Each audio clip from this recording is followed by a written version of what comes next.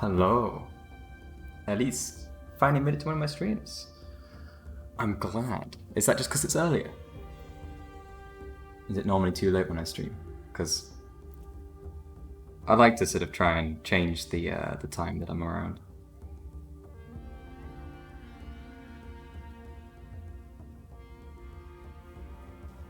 Wolfsminson, hello. Welcome back.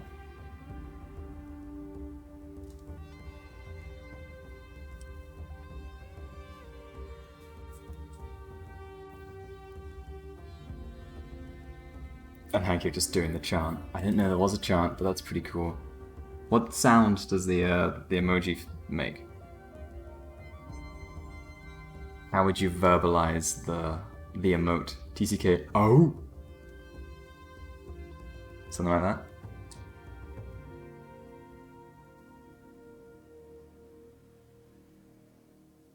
Oh, you just never catch him when you're live. It's only 2 here. Ah, okay, so you're America somewhere. Probably.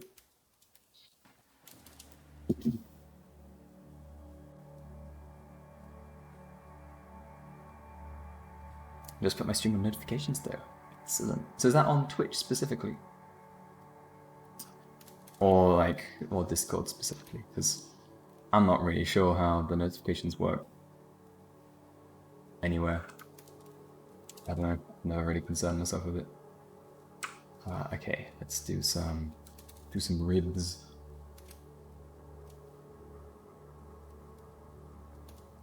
Basically, when I know that I'm going to be streaming for a bit longer, I'll put something up on Instagram. But otherwise, yeah, I just notify Discord. That's about it.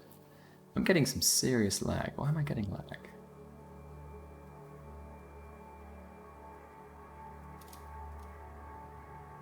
Maybe that'll be better.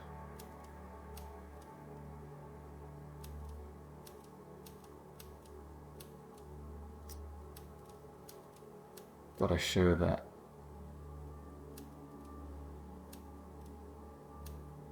That bone structure under the surface, that's what I want to put here. This bit of skin, I think we can get a bit lighter with it.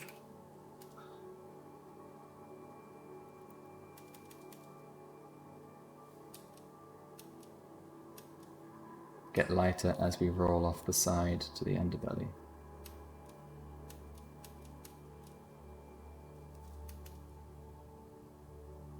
You just got the Twitch app on your phone and it notified you. Ah, cool.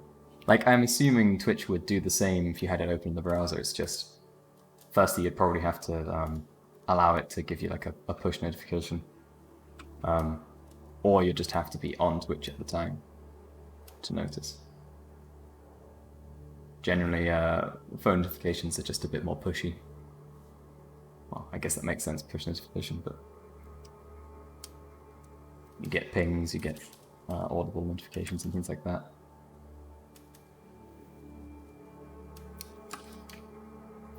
Assassinated. Thank you. I do indeed. Ah, thank you very much. I was gonna say, you can check on my art station, but someone's already made it. Thank you, Bula.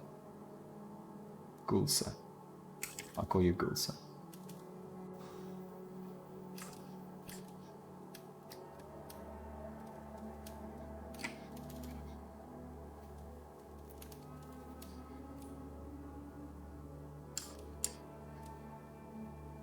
Alright, yeah, so following on from where I was, most of the skin I'm sort of going to leave roughly as I have it for now. I don't want to go too far. At least not with just the skin compared to everything else. I'm trying to make the areas that have been in the sun a lot clearly this much darker. Tanned tone. And unlike you'd normally see on a human body, at least, I'm going for a pale, like, underbelly. Sort of like you'd see on, like, the fur patterns on animals. Or even fish. So it's interesting, I don't really know why it happens in animals to the extent it does, but fish specifically, it's a form of camouflage from prey. Anything looking up will sort of we'll see the very bright light from light coming in, hitting the surface of the ocean, and so fish have a pale, reflective underbelly that makes them hard to spot against that. And then the opposite, the other way around, they have darker tops, so any sort of predator looking down at them finds it hard to see them.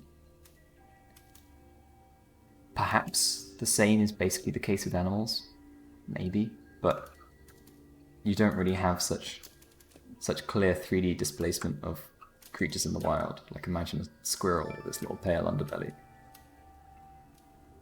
Sure, it can be darker from the top, but why would anything be underneath it?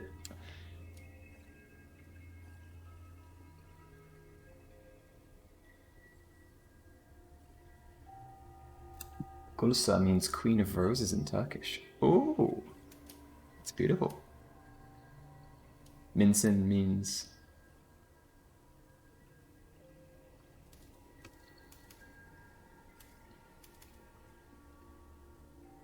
I don't know what the full translation is.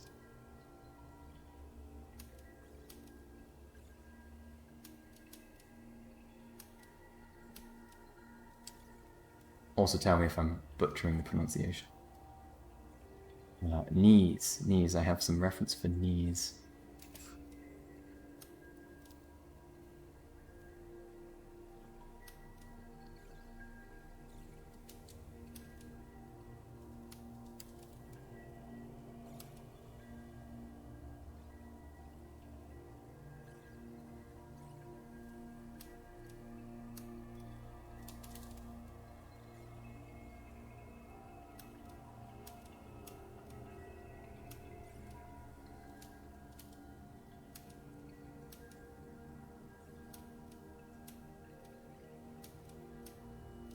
I don't want to be too overt with my knee sculpting, but it's nice to have some slightly exaggerated knee forms. Especially since I want these to look sort of used, like, you know, a lot of the time they'll be kneeled on. So a bit more worn and more rugged. Mince is your surname? Ah, okay, but you don't actually know what it means. Fair enough.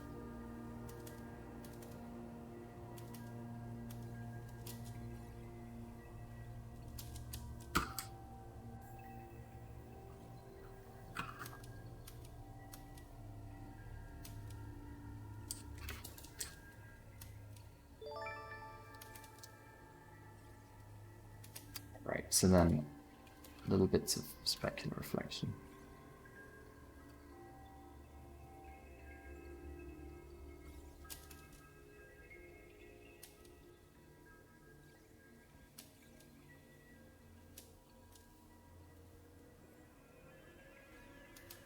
And I think I'll get around to spending time actually making the feet, hands and feet look right later.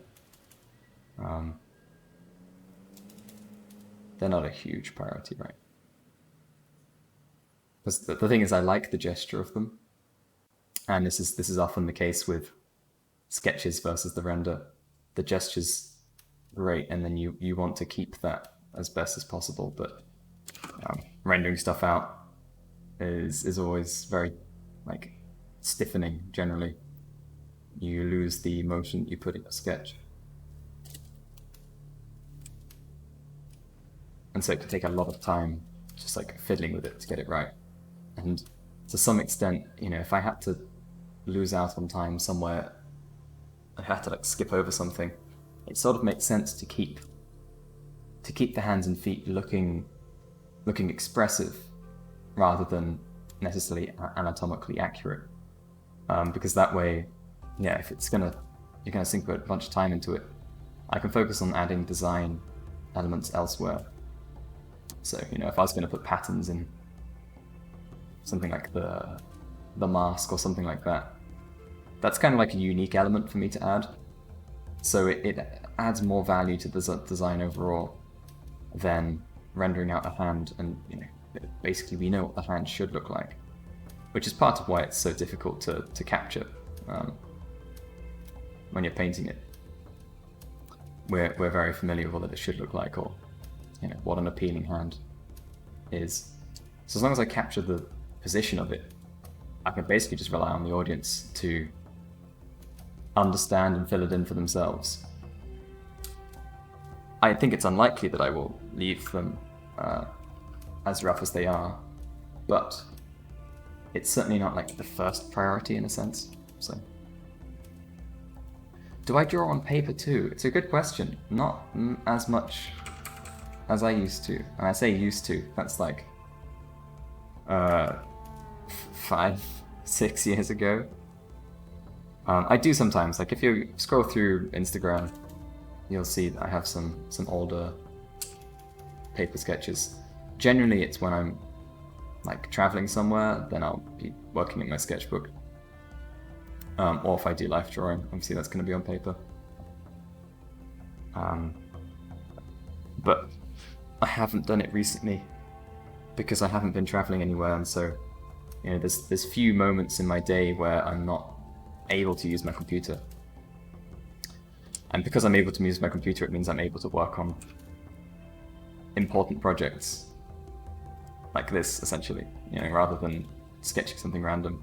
And it can be very good to sketch something to like warm up, get ready for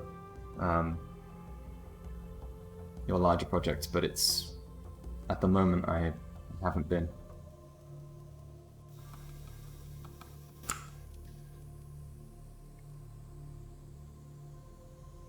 Tablet.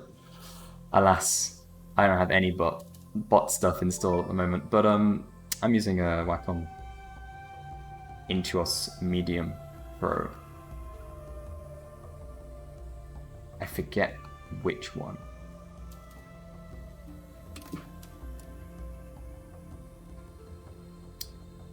I believe it's 2 generations old now.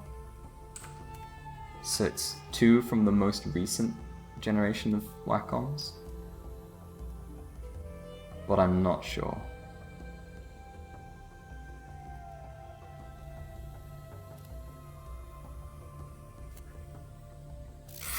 What are my thoughts on cancel culture? It's bad. I don't like it.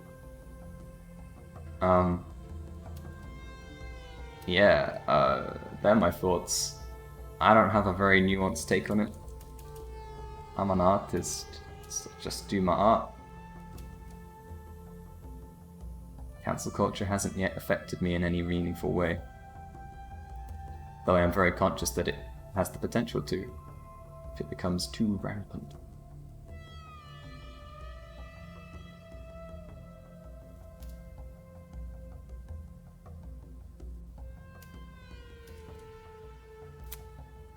Where'd you get inspiration from? Do you have a favourite artist that you look before starting your paintings or drawings? Yes. A lot of the time I'm very inspired by other work.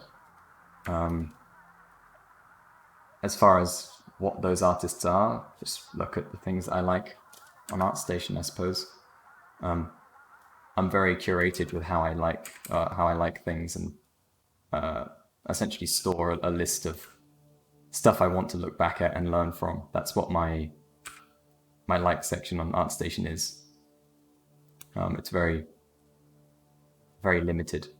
Basically, it's stuff that there's something specific in it that I either wanted to keep a memory of, so I could find it again easily, or that I would like to go back and study, sort of learn some more from, but potentially imitate.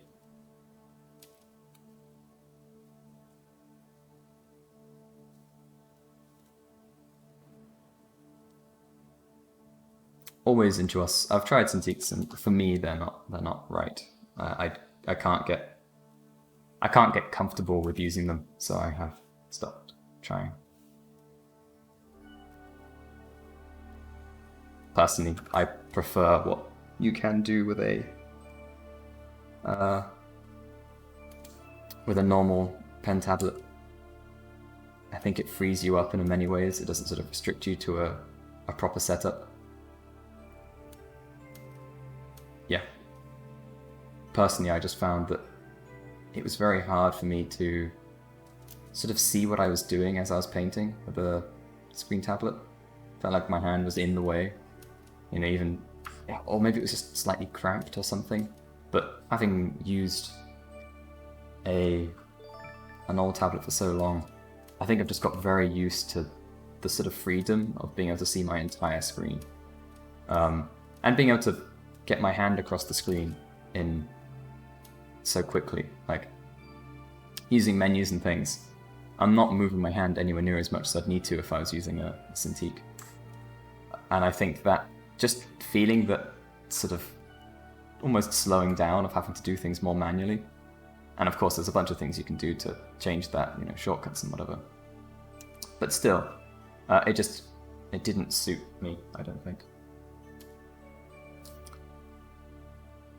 What do I think of Ace Ventura? It's excellent. Alk is getting cancelled on Twitter right now. Who's Alk? Did you ask for that Noah Bradley thing? How long does it take to make such art? I have no idea how to judge how long this took, I'm afraid. I'm really sorry I don't have a meaningful answer. Like, it's gone through many iterations in the sketching stage. Like, I've been colouring it for maybe 3 hours or something at this point, but that doesn't really account for, yeah, what I did in terms of designing and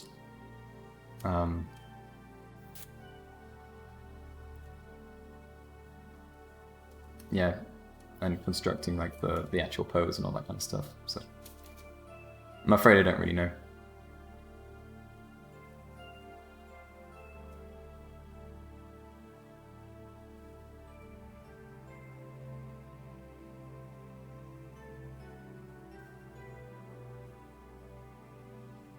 You had an on-screen tablet and don't really like it.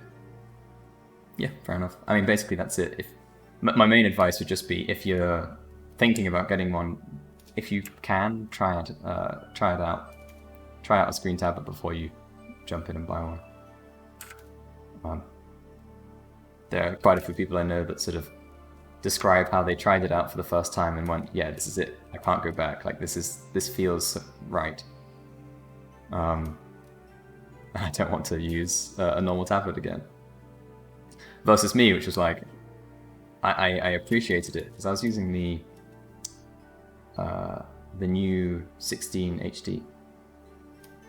And it was a 4K screen and it was lovely, and you know, it felt really smooth, and at least drawing line art on it was lovely because it was very simple. Like, I didn't have to concentrate on controlling Photoshop, but as soon as I was trying to do anything more complex, even just painting, that experience kind of broke down for me.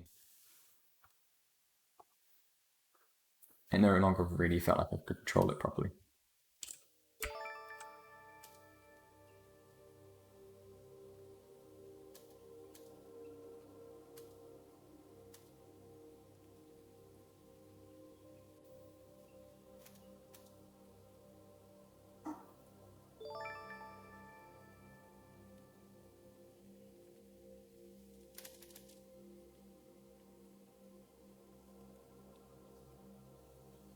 A lot of good artists, you know, use a non-screen tablet. Oh yeah, there's no limits on either.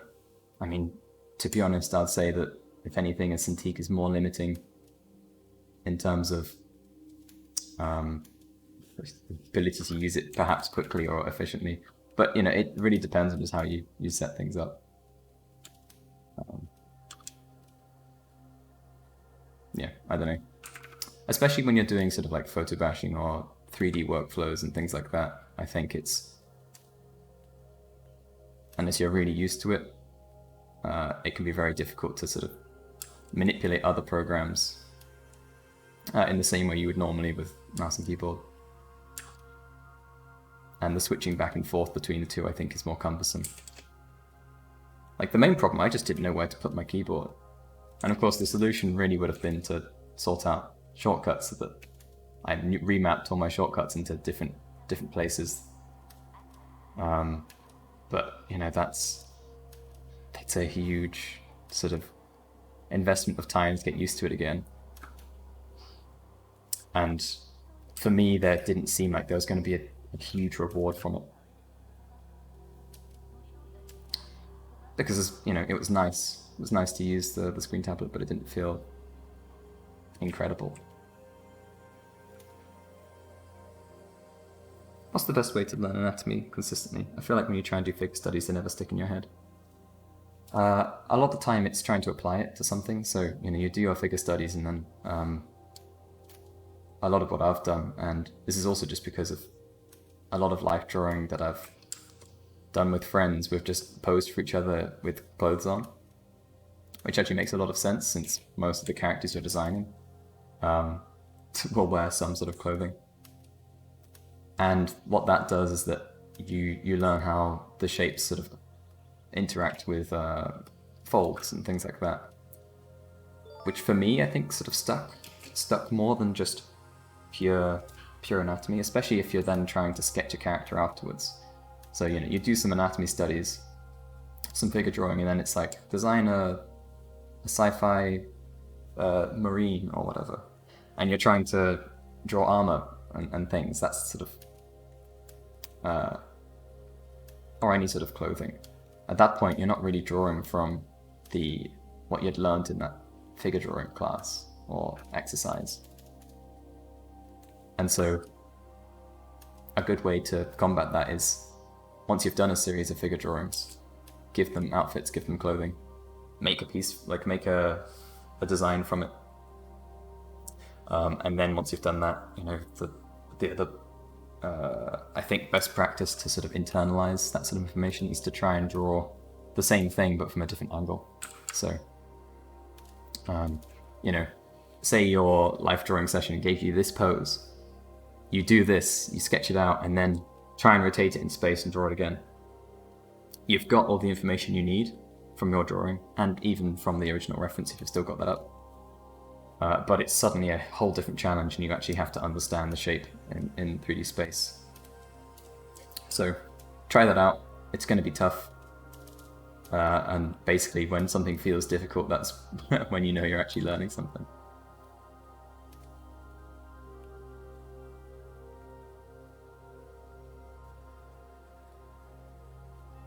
Does character hybrid between a harpy and a forest creature? Sort of. They're not. They don't actually have wings or any sort of feathering. This is all part of the outfit. They're definitely more human than anything else. But there's sort of a bunch of animal influence.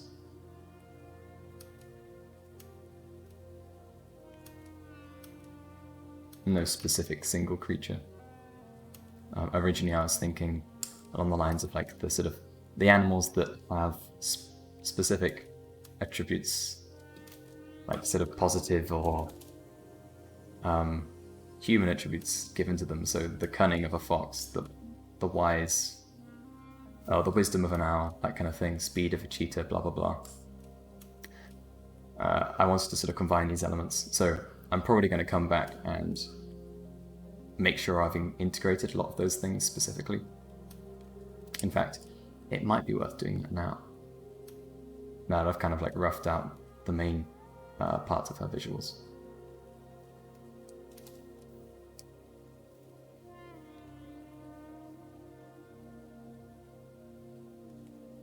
If your main issue was the 16 is too small for you, I'd love to try it before buying it. So that's the thing, like the 16, you need to sort of get the balance between a Cintiq that doesn't feel like it's cramped in terms of your screen space, but also allows you to move around it quick enough. Because I mean, if you look at just where I actually paint on my tablet, like I could probably work with a much smaller tablet if it didn't affect how I had to navigate the entire screen for menus.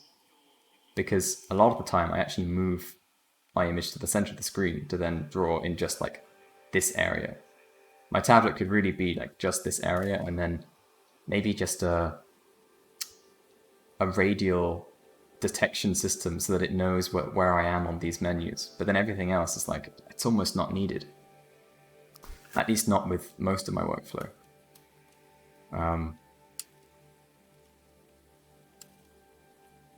So it's a strange one, and I think you definitely get different results sort of when you're working with a Cintiq. You can potentially be more loose and sort of natural with your line work, whereas like a tablet kind of encourages you to stick to a small space. So if I'm trying to be expressive, I generally zoom out so that my lines have a bigger effect. What it does do is it means that I typically don't actually move my arm when I'm doing any sort of line work, and sometimes I deliberately go, okay, I want to be more expressive than I have been in the past, and try and move my arm across the entire screen to get like more interesting shapes. But of course that's possible with a tablet, it's just not what you naturally end up doing. I feel like a Cintiq sort of encourages you to use it in that way, so it feels a bit more natural to do so, which is nice. But you can get the same effect just, you know, by being sort of conscious about what you're potentially lacking in your sketches. Because the same is the case on paper. It's like you can just be doing very small scale drawings. It's something that I actually do a lot when I'm sketching in my sketchbook. There's like a standard size of a head that I'll draw, and it's too small really for me to easily put in the nuance, detail, or just variation between heads that I want.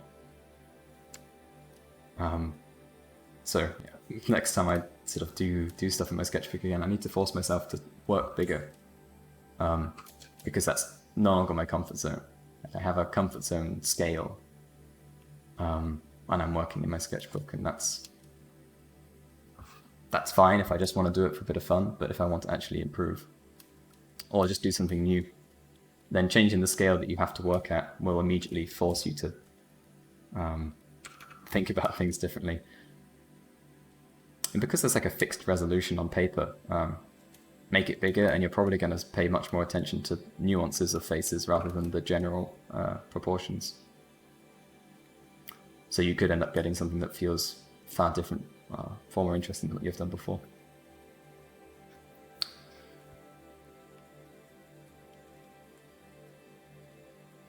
Outrageously beautiful work. Thank you. Thank you very much. How much do you feel you depend on references? I generally use them for this stage where I'm starting to work stuff out and make it feel real, or as real as possible.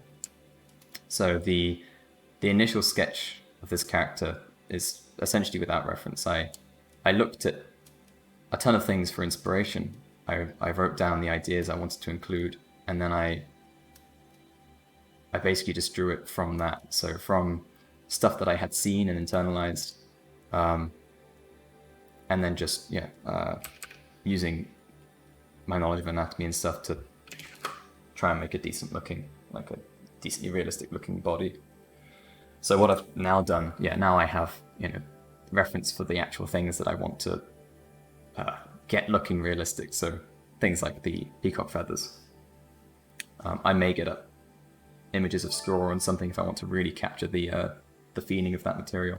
And you see I've got some reference of roughly this pose, but of course I couldn't find exactly this pose. And this is just useful to like remember details, like being able to see the ribs, being able to see the shoulder blade, things like that. But it's stuff that I essentially use afterwards. I'm aware that if I looked for these images in the beginning, then the easier thing for me to do would be to copy the pose in those images, and I wouldn't have arrived at this pose, which for me is, it's far more interesting than those poses up there. It captures all the dynamic movement that I wanted from the piece.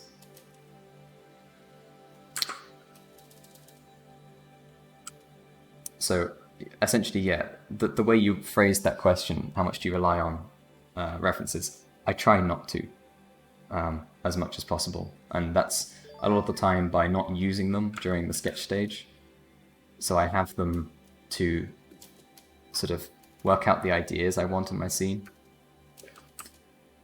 or my design, and then I won't look at them directly as I sketch out a character. Sometimes I do. Like, it really depends on what you're trying to create. And if there's a specific pose that you found that you think really fits what you're trying to show, then by all means use it for sketching out your character. But try not to adhere to it one-to-one, because then you'll be losing your ability to add the nuance that makes your character special, unique, stand out, all that kind of stuff.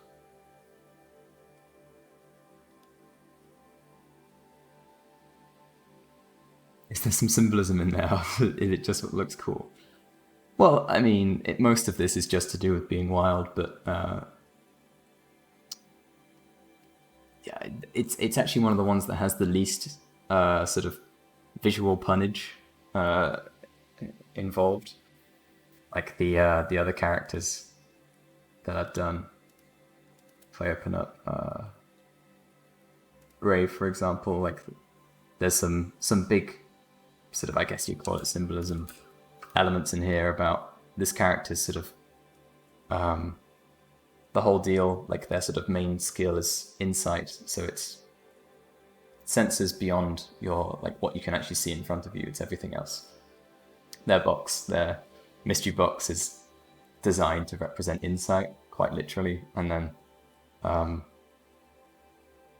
the transparency of the body and the reflectivity that reflects back at herself. Like that's all part of it. There's less of an obvious one for this. I tried to find something that would work. I haven't yet. The most obvious thing I got to was the idea of incorporating all these different aspects of animals that we recognize for specific traits, specific human traits, like wisdom and cunning, speed. Well, not specifically human traits then, but things that we can imagine as a skill that a human could also possess. So in terms of just like the pose and the mood, I want it to look like, they're very alert, they act on instinct, they're not sort of thinking ahead, planning ahead in the same way that the leader would. They're not one to make plans, they're animalistic, and so they react based on instinct.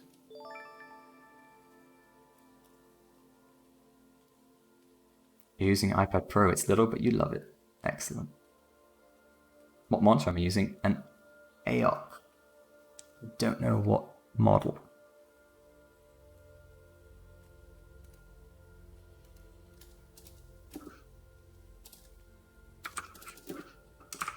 I know it's an IPS, but I can't remember. I think it's the 27-inch IPS.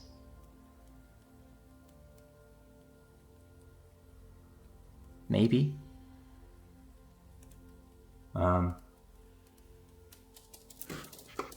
That's the important stuff, I think.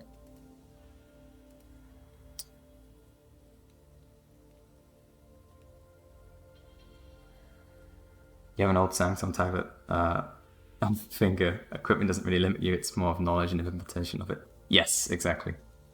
I can't say I've actually done anything decent on my phone with just my finger. But, it's clear that with that sort of limitation, you end up doing stuff that's more interesting. I remember doing some illustrations on an iPad with my finger at a point. It was quite a while ago, but I was still very pleased with what I could create. And like working with the limitations of that system meant that I went for, I didn't try to do a realistic looking image. I went for something stylized and focused on like appealing shapes and color rather than like fine texture details and that kind of thing. It's the same thing as I've done recently with the Gravity Sketch work I've made. I can quickly show you the example.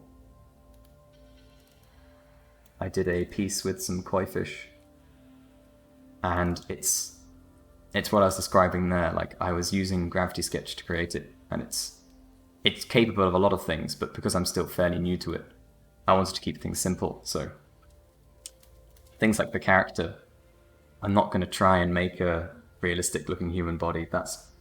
It's just going to be difficult. It's not the right system. It's not the right tool for it. So instead I focused on making it appealing in a stylized sense and just went for like these big thick tubes. And then same things with the fish.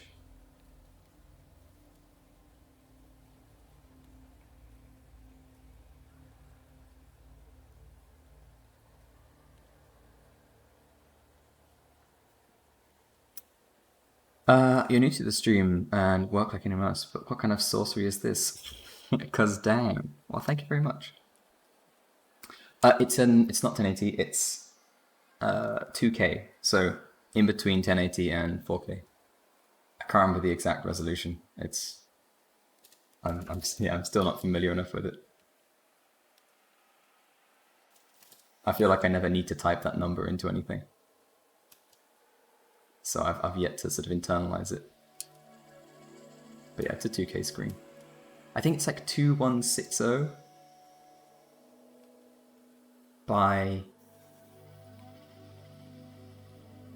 1366. Is that it? I'm not sure. What's the best way to get better with anatomy? Should you just trace bodies until you can do it on your own? No. I don't think I've ever used that to study anatomy, and I don't think it's not a hard enough exercise for you to learn from it, essentially. Like I was just saying, the exercise you're doing has to feel difficult. It has to feel like you're actually using your brain to complete it. Otherwise, you're not, and therefore you're not internalizing any of what you're learning. So I don't think you're going to learn much at all from tracing anatomy unless somehow you're putting your brain into overdrive and just remembering everything you're doing. Maybe that's possible, but it certainly hasn't been something that I could use. So instead you need to be perhaps using, like, the first step of your study could be to draw over the top, break an image down into its basic forms. So, construct the body as a bean and some cubes with tubes in between spheres for, like, the joints in arms and legs. But after that, you need to draw it again yourself from the side. Take what you've just learned from, like, your little visual breakdown and apply it.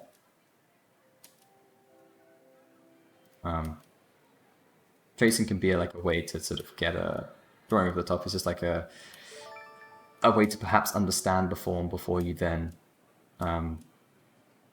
actually internalize what you've understood from that and execute based on it.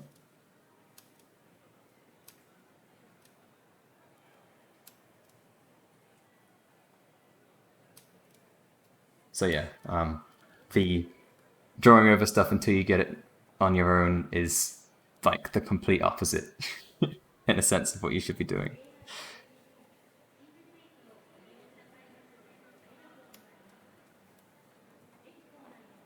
Warlock White, thank you very much.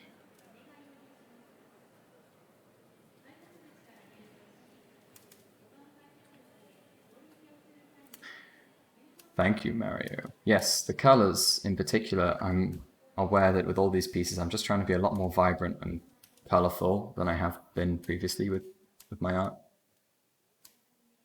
I think I've always kind of pushed colors a lot, but I think this is the most I've pushed colors into sort of like everywhere that I can fit them.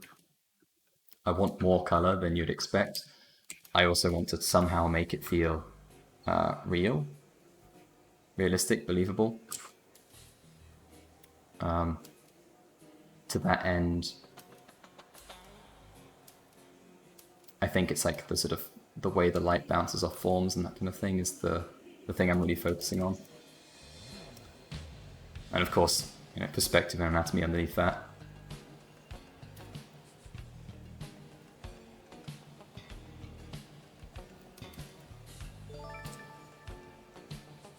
And by doing that, I think I can make even more room for me to mess around with colors.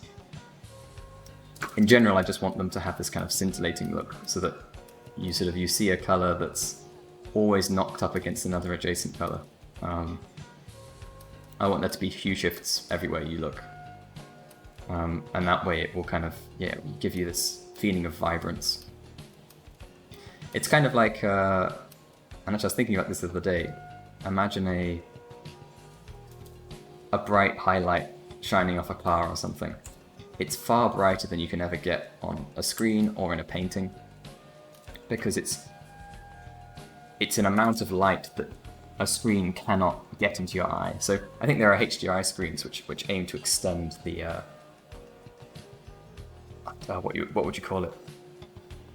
The dynamic range of an image. Yeah, and so it can actually show you darker darks and brighter brights. But normally that's not possible. And so there are many other ways that you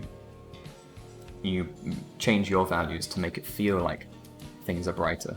So the first one would just be upping the contrast. So if something's really bright, you have to make the shadows nearby darker to still show that there's that huge gap in contrast. The other way that I've found is, making the colors pop out. So if something can't be brighter, then it just needs to have more contrast in a different way. If it can't have more saturation, then give it more hue. And more hue means more areas of different hues of color. You can't give more hue, everything has a hue. And so a greater variety of hues will give you the same sort of result. And so to that end, things like this, I'm shifting between color further than you'd expect. And even though the general feel of that area is still kind of yellow and green, there's a lot more color to pump up the feeling of vibrancy.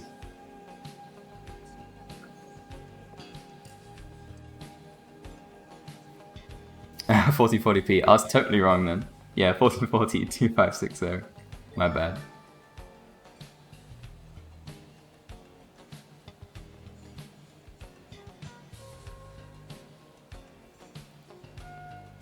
So the important thing is to always focus on the big shapes and long lines, not the details. Ah yeah, for figure drawing.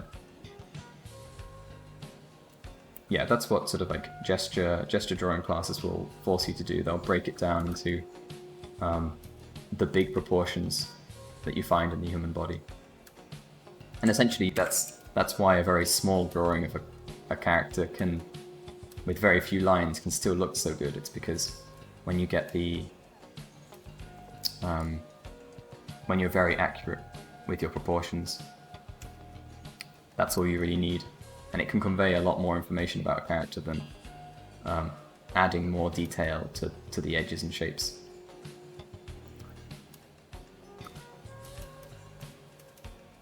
And often can be far more appealing because of it.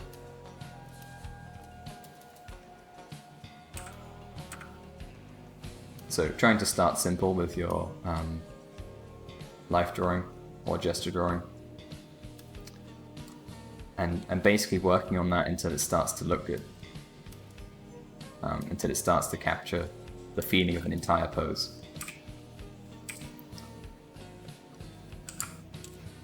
Then you can start trying to layer on smaller details on top, so things like, you know, the knobbles in your knee, the little sort of bulge out of ankles and stuff like that.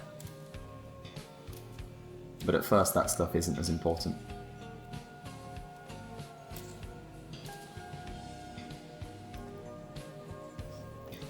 My favourite artists, similar questions have been asked before. I can't list them. I can't list all my favourite artists. I don't know.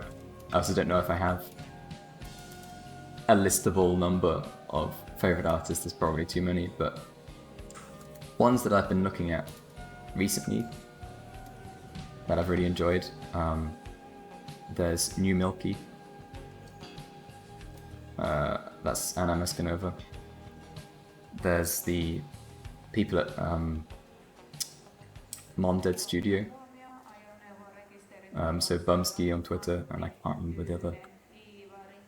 the other artists, but Mondead, just find Mondead on ArtStation. They're excellent. I always forget his name, but the guy that did with the really fantastic, very like detailed and accurate drawings of those giant bodysuits, those giant like human avatar things. I can't remember what they were. Sorry, what his name was, and I always forget. But he's excellent. In fact, I need to find it. Ruan G is great. I've learned a lot about rendering from studying his work. But he's not what I'm thinking of. I think he called the piece Avatar, so if I just look... Andrei Sernov, that's it. This man's work is excellent. Just excellent.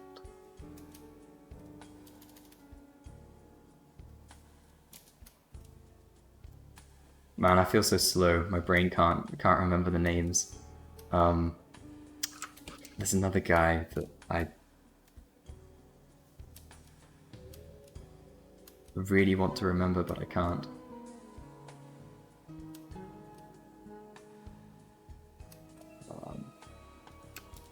Almost feels like a 3D render. I think he does use 3D to start, and you know it shows because the pieces are so meticulously constructed. They are really excellent. Really quite excellent.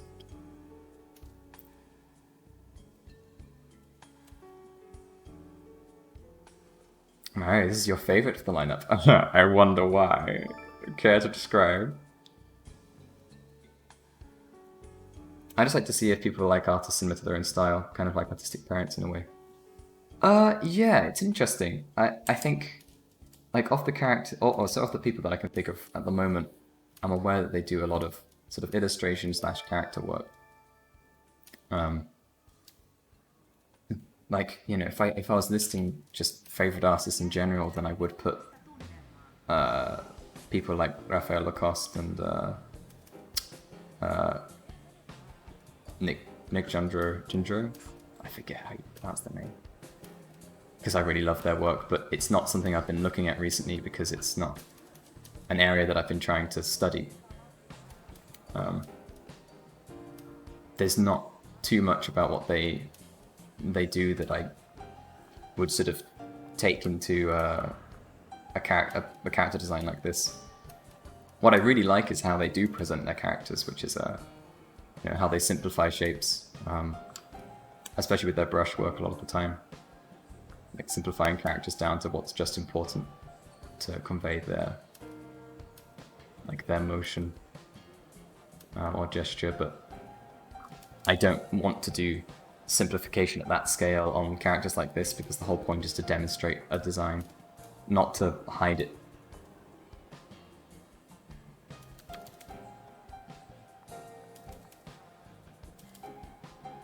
Which is why I'm going for, you know, such a detailed render as it is.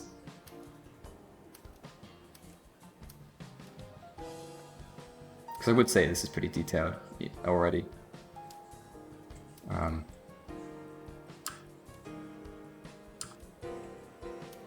A lot of this is like cleaning up what I've got already in the line art, or the remnants of the line art, but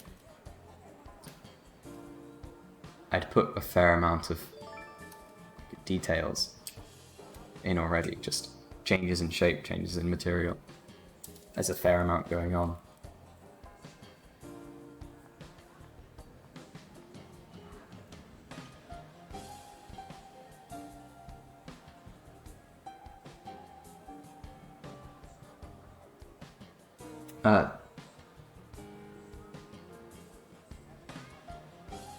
Oh, you know this, he was following the story on Facebook, he's doing scene by scene. Yeah, the whole thing is fantastic. I do like Pelling. Fantastic.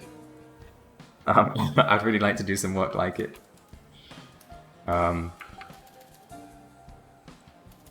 Yeah, I just love what he's doing, because it's so out there.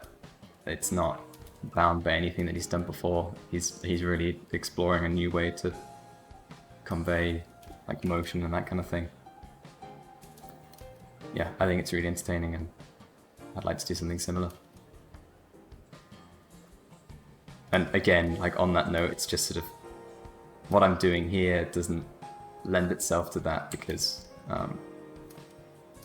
I'm trying to display a character design rather than make an illustration necessarily.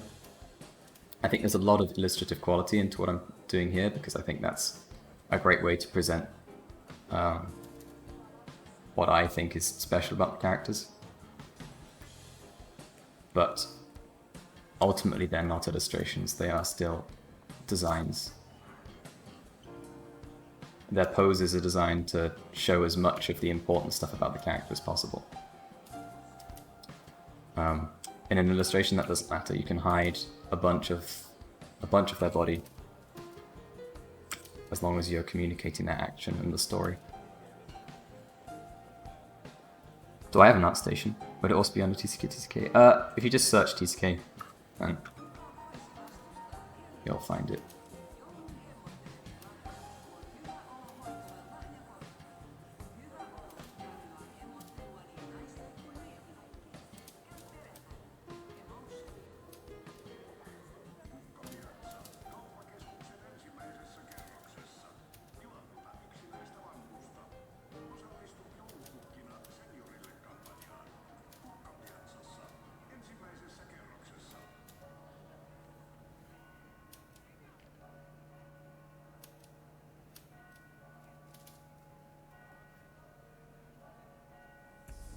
You're on PS4, you can't do that unfortunately.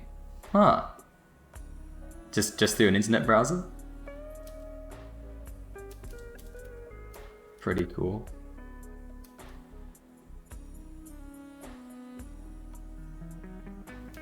Okay, peacock feathers, I've been putting it off, but I need to do it. How do I want to simplify this? So sure as hell ain't doing it as detailed as it is here.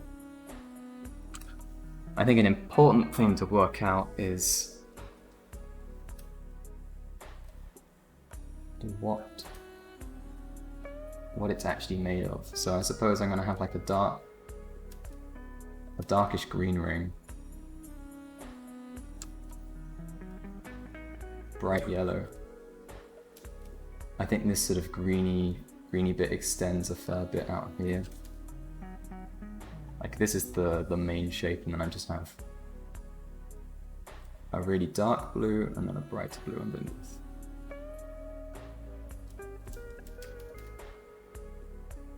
That sort of thing. If I work out what I want specifically out of these, like if they look kind of like eyes, that's okay. I think the sense that they are able to see in all directions is quite appropriate.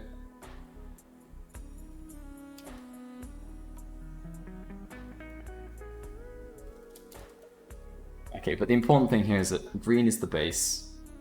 I have a dot of yellow and then a dark and a light blue within it. It's an avocado, it's just a fancy avocado. Yeah, and that should be enough to communicate what I need it to. How many years have I been drawing for? I've drawn since I can remember, but in terms of like, you know, studying because I want to do this job, I should really just remember my answer to this rather than trying to work it out each time.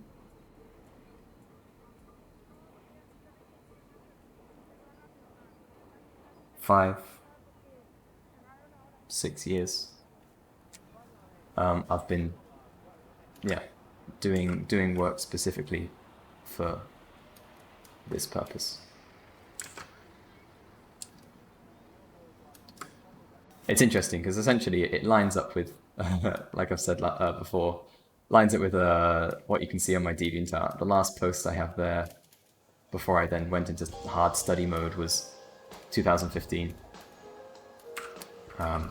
It was my last like sort of straight up cell shaded line art anime piece that I did for a long time. Well, I say for a long time, I haven't really done anything like it since.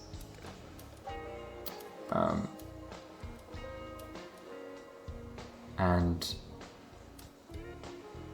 yeah, then I just have a break until about 2018, and then I post something again, and it's just a completely different style. It's fully painted. It was for one of the competitions. So it's during that time that I was basically studying painting, photo bashing, everything that I'd need to be able to make work for this industry. And a lot of that is still on ArtStation, but it only really goes back about 3 years. Maybe pushing 4 years. Any work earlier than that, and I deleted it because the portfolio on ArtStation goes back to the point where I applied to Atom Hawk. So it's all the work I had in there before I got my first job. And I feel I may have actually taken a couple out since then as well, I'm not sure. No, I don't think I did. Sort of out of principle. I like the idea that you can see all the work that was necessary, all the work that I did, and that I actually used to apply. Obviously there's a cutoff, because I've posted a bunch of stuff since.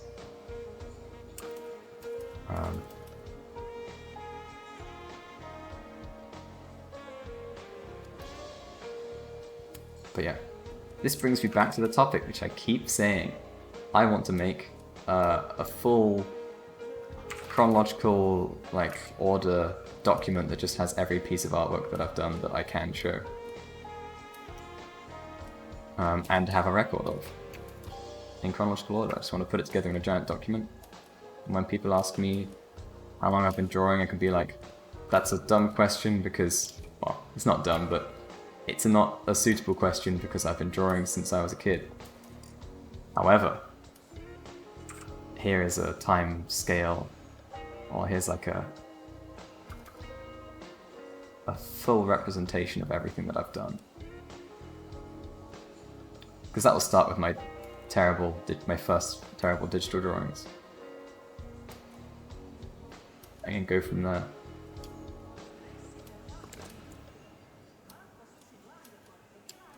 And if I can find, anything that's older, perhaps I'll try and put that in as well. But that's far more tricky to do because photos I have of old pencil drawings and things, I have no idea how to date them. I could just order them in terms of how good I think they are. Maybe that would work quite nicely.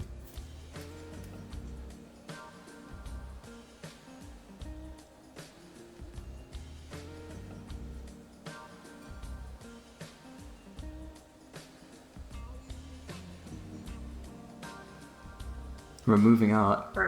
Yeah, exactly. That's not a long time. How'd you progress this fast? I'm trying to learn, but it seems like I'm going back and forth. The biggest thing that I was doing was, and I don't know if this is really the best approach, but I had the mindset that anything I needed to create, I had to make it good enough to put in my portfolio. That was the aim. The aim was to make a portfolio to send to clients, or send to studios. And so everything I created, I tried to make into some sort of sensible project, or the process leading up to a final piece. That could be a big environment piece, a rendered character, things like that. So the final stage of a concept that you'd present to a client or present to your art director or whoever it is. And to that end, I was I'd been introduced to ArtStation for the first time, and I was introduced with the tip of, you've got to work until your artwork is as good as the stuff you see on here. Specifically, I guess, the front page.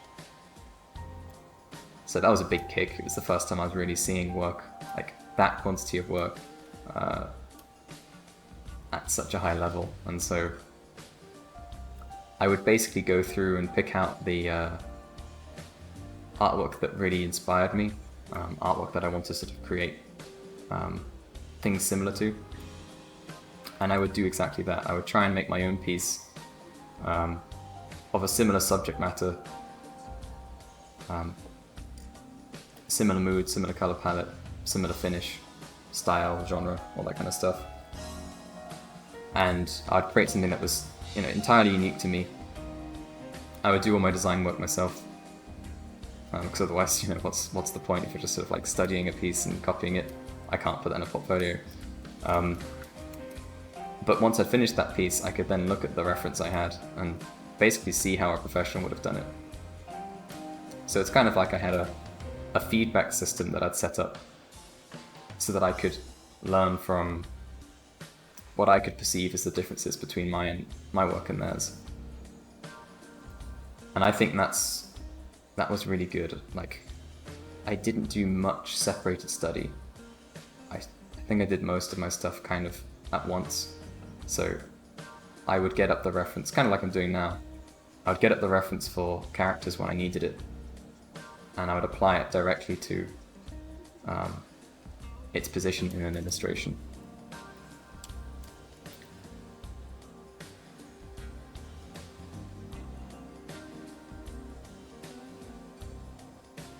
How much did I draw a day? 50 hours? Well, I don't know, but I did a rough calculation based on how long I was probably spending in a day at various periods during my life, and since I was really aiming for this job, when I did the calculation, which was about a year or two ago, I was on 10,000 hours of work done.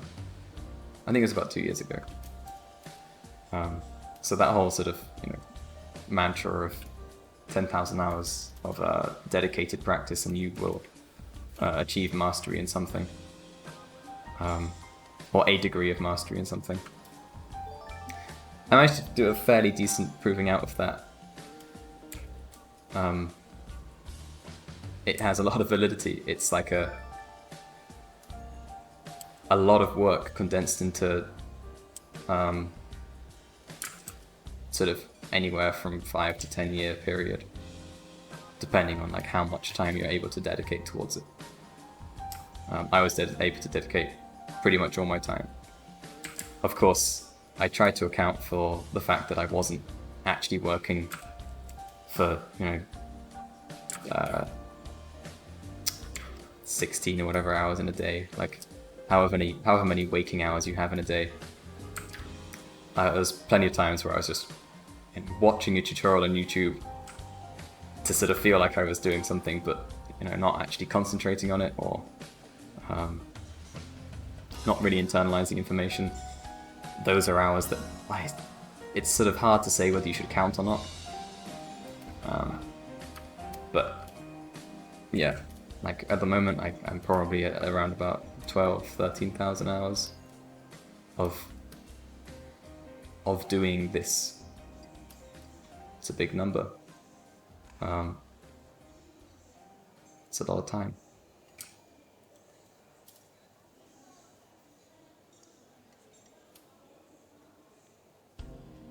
But it makes sense. Right, a fact. Yeah, I should do a fact answer question thing at some point.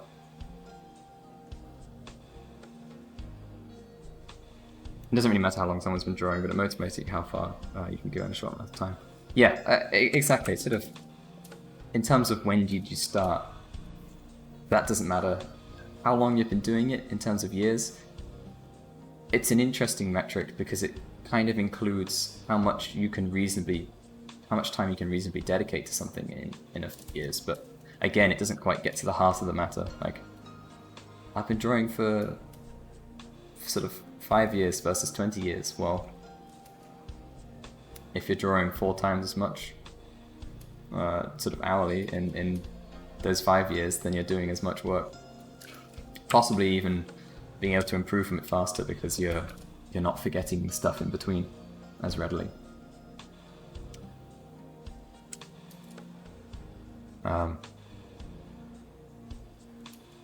So yeah, it's a strange metric.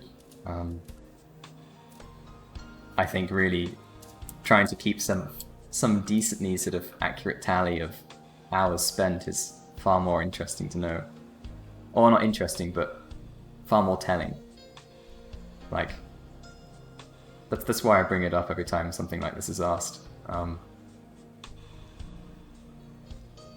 can quite conclusively say I'm definitely over 10,000 hours of work, and that's a big thing. That makes a lot of difference.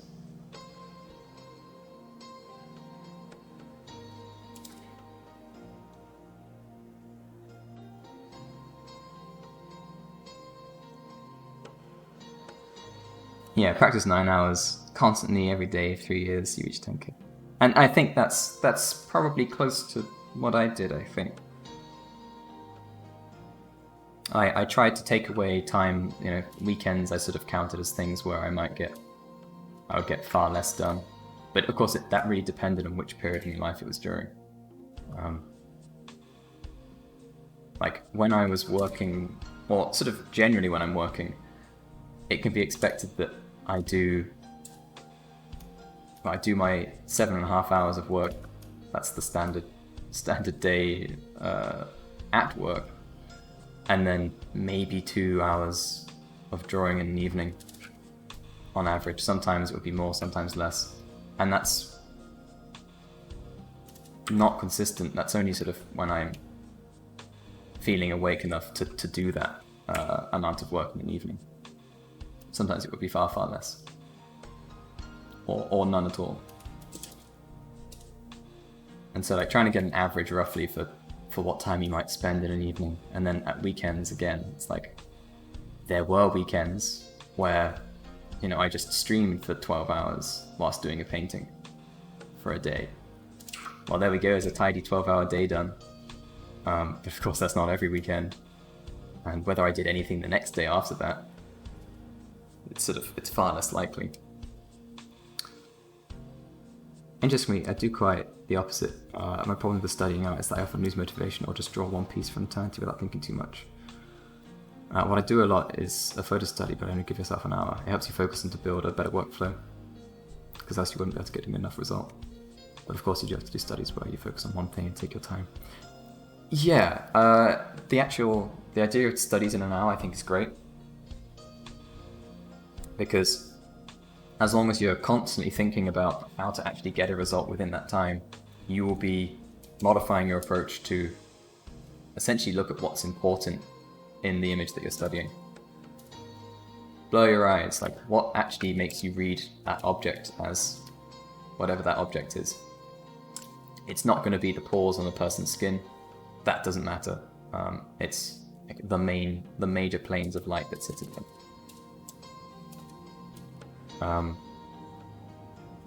So I think that's a really good approach. The extension that you can do to something like that is to try and like push your need for understanding what's happening in that image further. And to do that, to like really need to understand an image, you try and transfer the lighting from that image to something else, to something of your own. The less interesting one, like I said before, is rotate the image and then try and draw it again. Like, could you rotate the camera in the same scene? It's not as interesting. It could be quite boring. It depends on what image you're doing. But that's a really interesting way to force yourself to understand what's happening in the scene.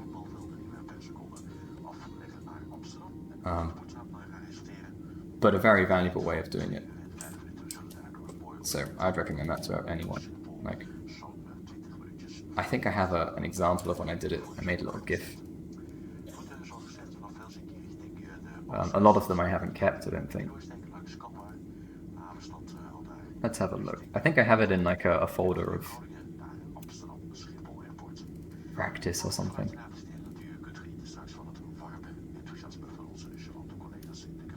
Yeah, here we go.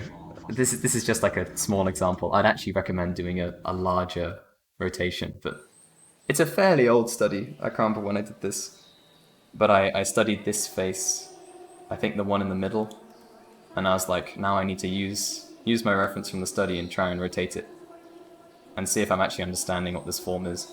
And you know, now I can see a bunch of errors of, you know, where I didn't understand it properly, but it's good enough. And I actually then made a little animation which just had the head rotating back and forth.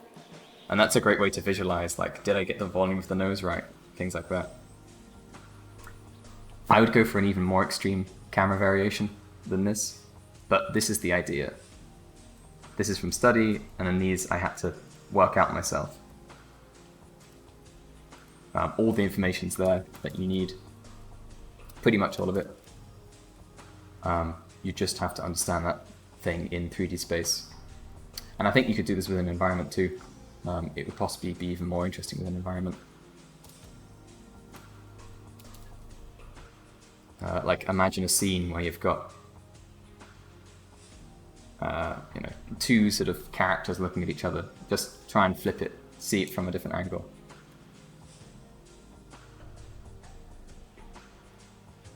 Who's that talking in the background?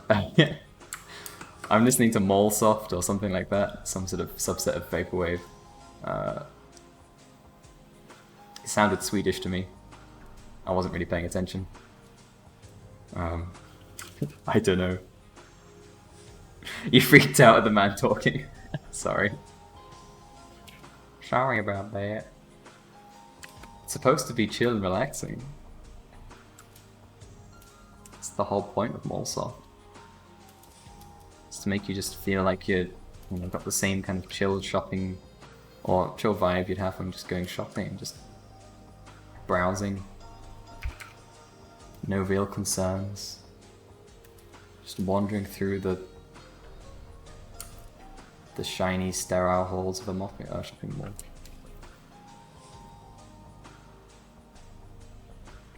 Helps you put detail on a focal point instead of detailing too much. I see it often that people put too much detail into even the least important thing. Often it makes the piece worse because there's too much visual information. It doesn't contribute to the story. Exactly. Very well put. Which boxes will I model? Is it only Brave and Leader? Possibly Mischievous. But the other ones are all sort of circle-y. They're not going to have a huge benefit for being in 3D. So I probably won't.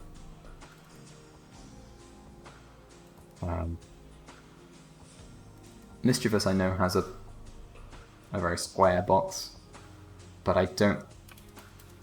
Yeah, this one. I think I might actually make this one in 3D. I think I would... There's benefits from making this one in 3D that others don't have. A very specific angle. I want to make it look like it's very much in this angle. I know there's a bunch of things that are currently wrong about it. So I probably will. But yeah, this one, like, it's a texturing job. It's not a modeling job really, it's a sphere, but with some bumpy textures. I have no idea how I'd even approach making a model that was useful for the actual render of it.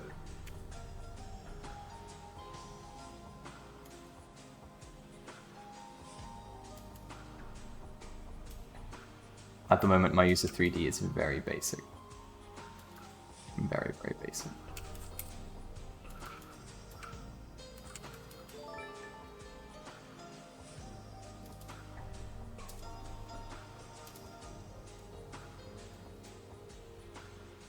You thought there was someone behind you. You're alone in your room and it's dark. I remember I was on a Discord call with someone the other day. It was a group, and we'd all gone to have dinner or something, and I just hadn't left the call.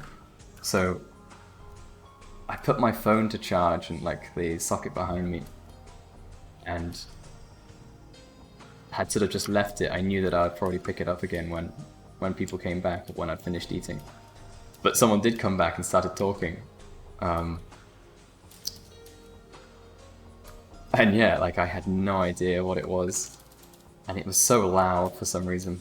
I think because I've been using my headphones, but I'd taken them out to use them for something else, so it switched to speaker and it was just incredibly loud, and it was someone talking.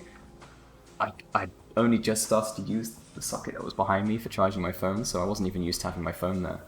And yeah, I was, like, my heart was pumping real hard for a good 15 minutes after that. It was one of the biggest shocks I've had for a while. Because it took so long for me to understand what it was.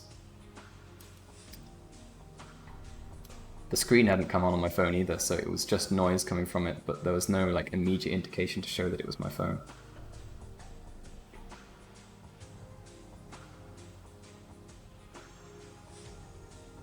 Whoa, I'm working on them simultaneously. Yeah, I coloured all of them at once to make sure very roughly the colours complemented each other between the piece. So I'm now kind of going through one by one and colouring them. I started with him, I did the leader, I've just done Brave, I'm now doing Wild, I've got joyful and mischievous to do after that. But that's the state that they're at the moment. Like, you know, it's a lower resolution here, but this is the same. I haven't touched it since the rough color. But I did all of the rough color at once. They were all in one big image like this. That's why I did all this rough color and rough lighting. Because I could make sure that they looked unified. Now I can go through with much larger canvases and yeah, like detail this stuff, or at least get the lighting mostly right. Because I'm detailing areas, but I'm also kind of just making sure that in general the whole piece is has the right colors across it. The first pass and all the colors. Because what I'm going to do after this is put them back in that lineup and see what they look like together.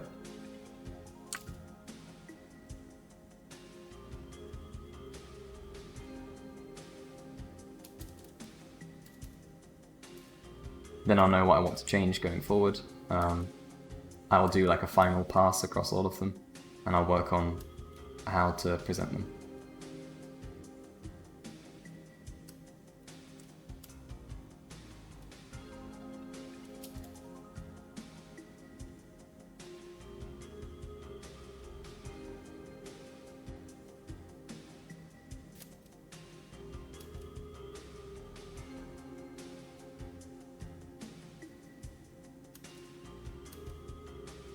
Magical flint. Wow. They do look unified. I remember you had an issue with that. Yeah, well, I wanted them to be unified. That was my sort of big push this time that I didn't have in my previous Feudal Japan entry. They did not feel particularly unified beyond the style, at least when they were lined up next to each other. And that's because I didn't plan for them to be next to each other in any meaningful way. I just lined them up at the end in the way they looked best. That's all I could manage. So it sort of feels somewhat organized. It feels quite neat in a very graphic way, but they don't have any synergy with each other. And I wanted that to be different this time. Because my line of characters is supposed to be a team. And also, like, there's much more variety in the styles of each of them. So the Feudal Japan characters all look like they're from Feudal Japan. I was kind of doing a pass. I was adding my own ideas to it, but otherwise I wasn't really putting in anything particularly new. Whereas this challenge, I feel, is all about putting in things that are new and haven't been seen before. At least that's what I really want to push for. So it's more important that I make sure that there's unity between the characters, because in terms of the components of their design, they're all over the place. I quite deliberately tried to make it look like each character was kind of from a different genre. Because the world of creativity, or whatever is described in the brief, I think needs to represent all of my favorite genres and styles and things like that in a way that feels unified. And that's the difficult bit. That's like the difficult catch to the whole thing. So, you know, if I can make just the basic color schemes and the lighting on them, you know, the same or match, that's a huge step in the right direction. A lot more stuff can be kind of forgiven. You know, why there's like a sci-fi thing next to a more fantasy-looking thing. Well, it's hard to justify. I'll do my best to do it, but it can definitely feel more alienating. Have you ever specifically focused on a color study? I do sometimes when I see something that's really nice for its colors. I generally am then trying to apply that to a piece of my own. So it's less like I see a color, or I see an image and do a study of it specifically so I can, just recreate that sort of palette. and understand how it works. I think a lot of that comes from the fact that without context in terms of the materials and what's happening in the scene, like the subtleties of color don't carry as much weight. Like, you know, the combination of soft pink, brown, and orange might be nice next to each other in a graphic way, but they're far less meaningful than when they're used to create the look of tanned skin, like I'm doing at the moment. So like if I just had an abstract piece which was really kind of just color swatches on each other, like I don't think there's much about this which would draw me in and make me interested in creating something about it. Like, it needs the context to really give it not emotion, but give it like that feeling. So what I generally try to aim for in artwork is making stuff feel tangible. Like you could reach out and touch it, you understand what this should feel like, what this should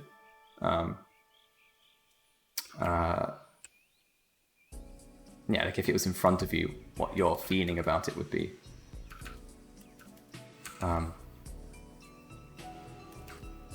And colors on their own can do part of the work for that, but they need the context for you to understand how to interpret them. You considered drawing lewd art? Yes. It's good fun. Hardcover is the thing. Go find hardcover. I think it was recently on Kickstarter.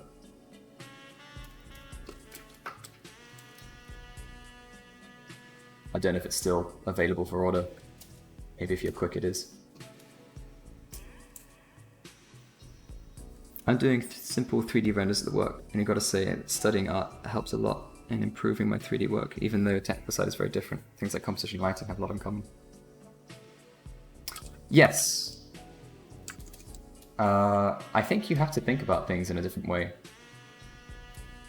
But also it allows you to, certainly for designing things that should be in an environment for a game, or even for something to be filmed within, you can start to imagine how people would move through a space far more than you need to if you're just creating a single visual. And that can then make your piece far more engaging to actually look at, because you can see pathways that people would take through, and you can imagine their journey as they went through a piece or through an environment.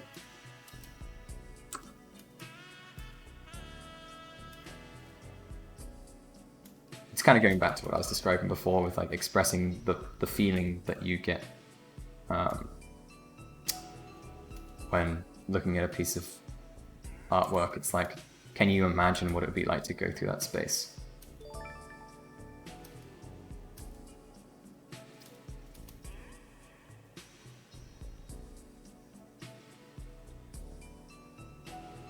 What's my diet? Balanced and healthy. I eat all kinds of things. The one consistent thing is I really like jelly, so I have jelly a lot.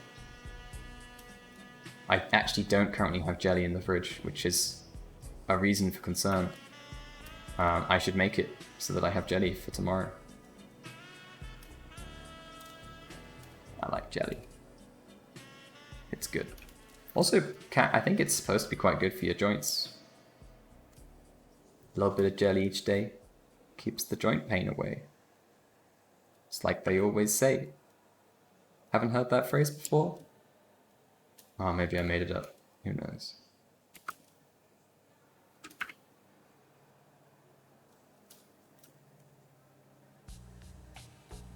Which submissions have stood out to you? Oh, in this challenge, I can't remember the names. Quite a few. Mole Wang is doing a fantastic one. Florian Cassini, or Florian Cassini, I forget exactly her name. She's doing like all the owls, I think. They're lovely. I really like those. A dude, I think his name's something like LL. I can't remember. He's doing some pretty insane stuff. It looks like it's going to be really cool.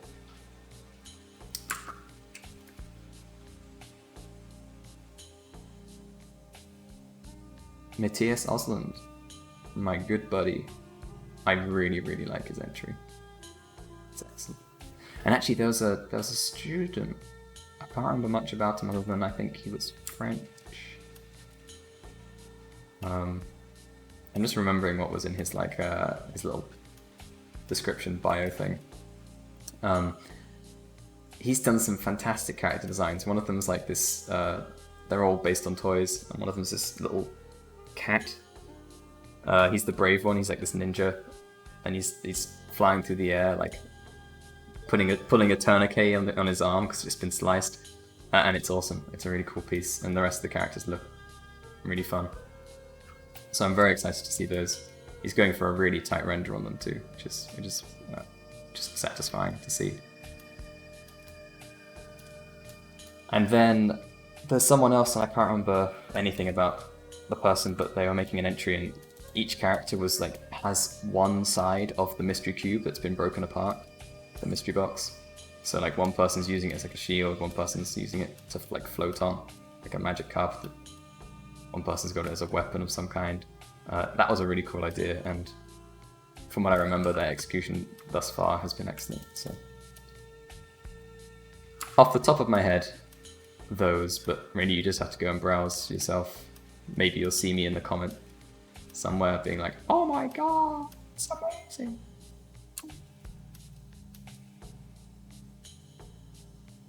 Like fruit jelly or jellied meats? No. It's just normal jelly. It's just freaking amazing. Thank you. It makes it difficult to continue the challenge. It's also an inspiration too. So I've found that all the others are like, yeah, that they've made me push a lot further than I initially set out. Like I had big ideas for what I wanted my piece to feel like, and I've kept trying to expand, the depth to which I've explored these characters, just because everyone else's work on this challenge has also been fantastic, and I'm like, I gotta keep up with all the other things that are popping up everywhere. Overall, it's been a big old inspirational journey for everyone, I feel.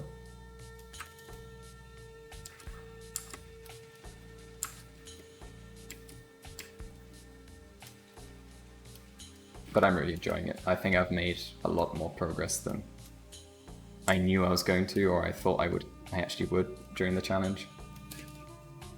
There's a lot of lessons which I feel like really kind of stuck. And that I will definitely be using like going forward. Not all of it from the challenge either, it's just the challenge has been a great way to exercise design sort of thoughts that I have learnt from my normal browsing about Anna Meshkanova that I brought up earlier. Like she did a post, and that's what made me redraw all of my characters. Like I've really focused on how I could make the poses feel alive, and that was based on the work she had done. And I'd appreciated her work before, but for some reason this time, like I saw something in it that stood out, or kind of made sense, or I kind of saw how I could try and emulate some of that energy that she had. So yeah, there's a bunch of things like that which have made this challenge incredibly valuable to me thus far.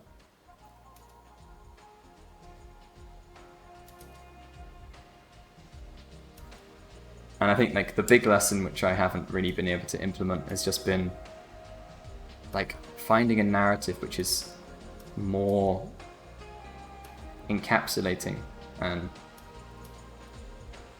like, yeah, I don't really know how to put it. I think in these characters the narrative aspect is still potentially weak, maybe not individually as much as their purpose as a whole isn't sort of clear, or maybe I just even don't really have a clear idea of what they do, what's their task, what are they aiming for as a group. Nothing that I've done here really communicates it, but my general idea is just that there are people that have found mystery boxes across the world, and they are using the powers of those to, I don't know, conquer some sort of like big dungeon. The big dungeon is the mystery box. This just huge place filled with puzzles and mystery or whatever. I don't need to show it. It's a mystery. That's fine. And so yeah, that's what they're gonna do. That's what they're gonna use their powers for, their skills, the things that the mystery boxes augment. Like individually, I imagine that they had their own specialities, which led them to be able to find these hidden boxes, these hidden relics. And now that they have them, it augments whatever skill they had before. Also, unfortunately, around about now, I think I have to end and go shopping. It's been really hot today, so I didn't do it at lunch. And I've kind of been waiting for it to cool down, because I intend to cycle and I don't want to get horribly hot whilst doing so. I still will, but less so. So I gotta go and do that now. Let's catch up with the chat though. What's motivation to draw?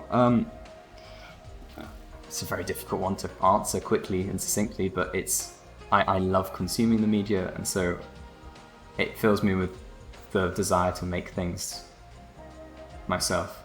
Generally, it's like I want to make things that push boundaries in the same way that when I consume art, I'm like, this is incredible. How did someone think of this? How did someone create this? The emotional effect is a big part of that. I don't really know how to put it succinctly, but that's sort of the main inspiration. Find out the proper dates for the Global Game Arts competition, April the 20th to October the 7th for submissions. Huh. Okay. I know it's like over a big long period, and I still haven't worked out exactly. They have like multiple rounds of judging, but it'd be interesting to look at. I still feel like if I spend as much time on this as I suspect I will, I probably won't want to do another giant thing immediately afterwards.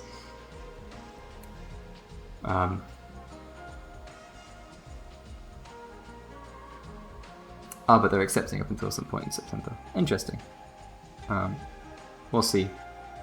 We'll see. I think it would still be fun too. My issue is whenever you start drawing after my long art blocks, a lot of things starts to happen, and I'd get works nominated to art. I would do it because, I'm a moron, you can't say no to people. Then I'd lose motivation one by one and can't find the time to draw exactly what you want, and then depression hits you again with a big evil smirk. Yeah, making sure that you always keep time for things that you enjoy doing and things that you can relax with, I think that is very important. So I would say just maybe try and like actually dedicate time to always have like a personal project that you can enjoy on the go. And yeah, of course, you just need to be able to say no to people, basically. Which is difficult, but it's very worth getting sort of used to. Because you need to like put your own well-being first. How to say no though, exactly. You just need to like, I'm sorry, I'm so busy. How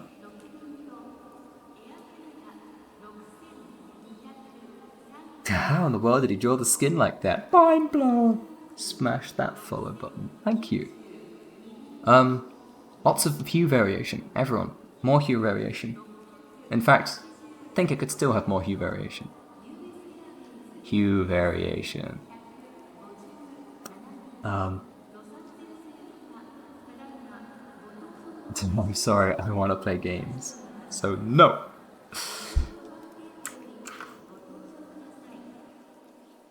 That's fair enough. I mean, it's something that's more relatable. When you tell someone, I want to work on personal stuff, it's far harder for them to understand, like, how much of a difference it makes to be doing, to be doing personal work versus just any artwork. Like a lot of the time it can be, well, you're drawing, surely that's fun. Surely you enjoy that. But yeah, that's really not the case, and it's difficult to understand from the outside. So compare it to something like just I want to play games. I think that's far easier for people to understand. Like, oh yeah, it's a good point. I want to play games too. All right, who are we going to raid? Sam Peterson, not raided for a good amount of time.